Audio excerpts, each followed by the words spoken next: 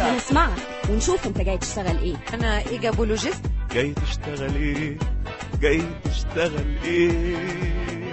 انا هحل لكم كل مشاكلكم اول ما تيجوا تقعدوا معايا. دكتوره بيطري. انا جاي اشتغل عندكم سفير. وهنعرف انت اخترت الشغلانه دي ليه. شكلي كيوت. وبعدين جو بارل فرونسي كوم لو بتيز اوازو. يا ليبي ان انا هغير حاجات كتير قوي يا استاذه. خليني انا بقى اظبط، خلينا اهندس. ماشي هندسه. صلاة النبي احسن. وما تفتكرش ان الكلام بس كفايه عشان تشتغل، احنا اللي هنقرر اذا كانت الشغلانه تنفعك ولا لا. بعد كل ده خدتوا افكاري. هو انا كده اترفدت؟ تشوفي ايه، انا مؤهل. شايف نفسك تقدر تسد في الشغلانه دي؟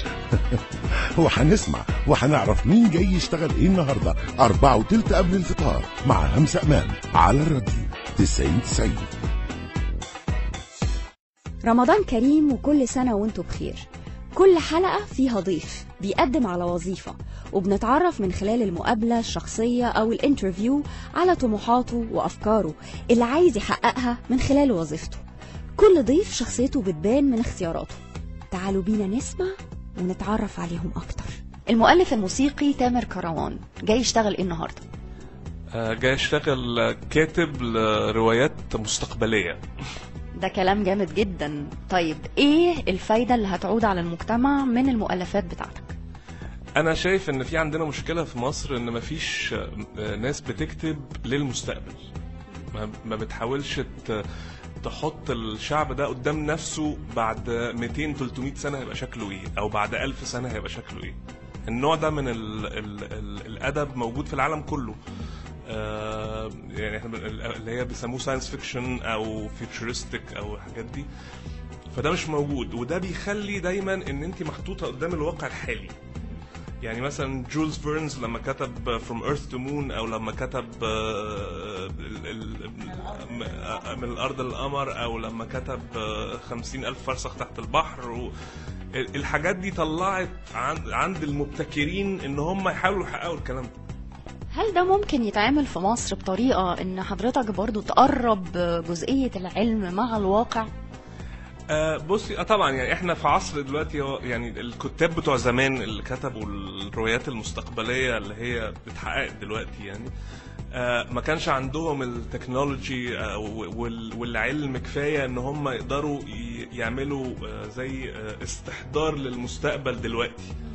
فده احنا بالنسبة لنا دلوقتي ممكن يبقى اسهل. وكان في شويه محاولات عن طريق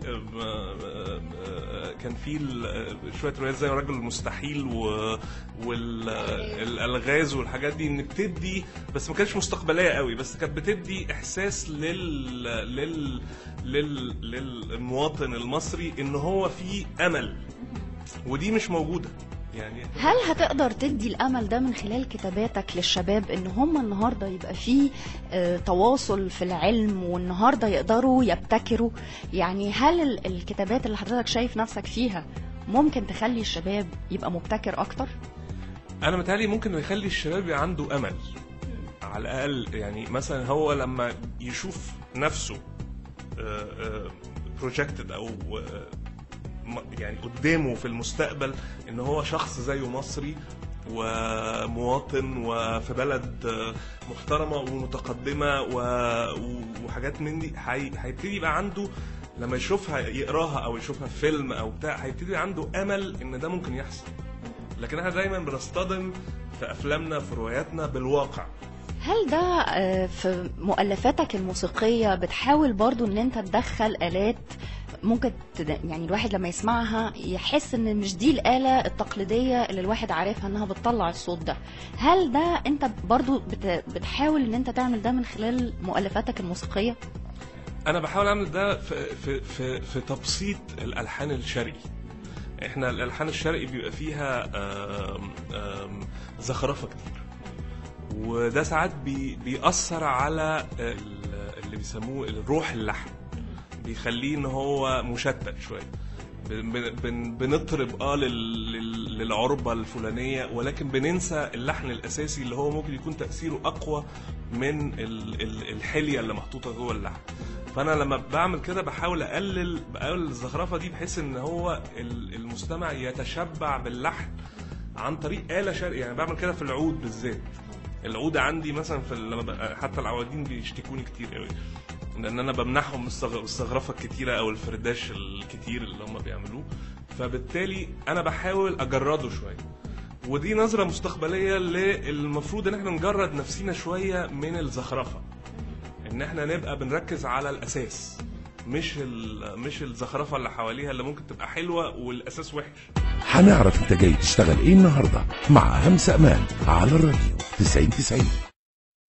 انت جاي تشتغل ايه النهارده على الراديو 90-90 مع همسة امان. مؤلفاتك الأدبية النهاردة ازاي تقدر توصل للناس البسيطة اللي هي ممكن يكون عندها فكر متقدم بس ممكن يكون تعليمهم مش يعني عالي قوي بس عندهم تفكير متقدم جدا، ازاي تقدر توصل لهم الأفكار دي بطريقة سلسة وبسيطة؟ أنا متهيألي إن لو الحاجات المستقبلية دي واخدة حاجات من الواقع الحالي دلوقتي، حاجات يعني مثلا إيه، لو إحنا اتكلمنا عن مجتمع مستقبلي، المجتمع ده مش هخليه مجتمع إيليان، مش مجتمع يعني غريب على المصريين دلوقتي، هخلي فيه نفس الدينامكس السوشيال أو المجتمعية اللي ما بين الناس، نفس طريقة التفكير بس بتطور أكتر، فبحيث إن المشاهد أو اللي بيقرأ يقدر إن هو يحس بنفسه جوه الحكاية برضه، ما يبقاش بعيد عنها، بس بشكل متطور اكتر، بشكل استخدام تكنولوجي هو مش فاهمها، بس هو نفس الشخص.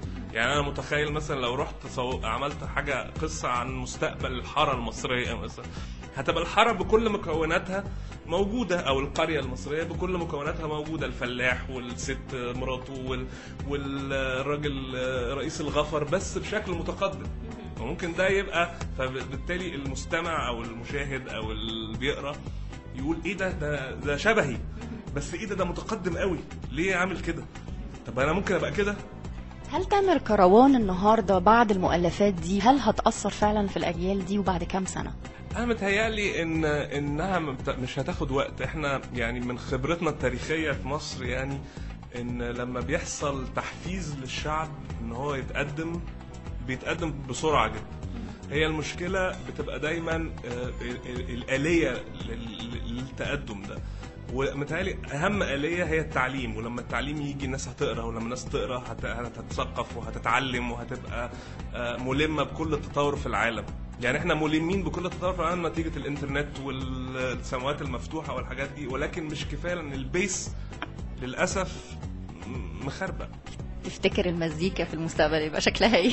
انا متهيألي المزيكا في المستقبل هتتعمل عن طريق الدماغ. يعني يحطوا اجهزه فوق الدماغ كده والمؤلف يقعد يتخيل المزيكا شكلها ايه وبعدين تطلع لوحدها. انت راضي عن نفسك دلوقتي كمؤلف موسيقي؟ لا. انت شايف في نفسك انك انت ممكن تبقى مؤلف لكتابات ناجح؟ متهيألي يعني لو عندي الحرفة، أنا ما عنديش الحرفة، لو كان عندي الحرفة أنا عندي التخيل كويس. هعتبر ده إنه ده ذكاء، وهعتبر إنه ده ثقة في النفس، وهنشوف إذا كانت الوظيفة دي هتبقى من نصيبك ولا لأ. ميرسي يا همسة. ميرسي ليك جدا ومتشكرة ليك، وتابعونا على الراديو 90-90 وحلقة جديدة جاي تشتغل إيه النهاردة. هنسمعك ونشوف أنت جاي تشتغل إيه. أنا إيجابولوجيست. جاي تشتغل إيه؟ جاي تشتغل إيه؟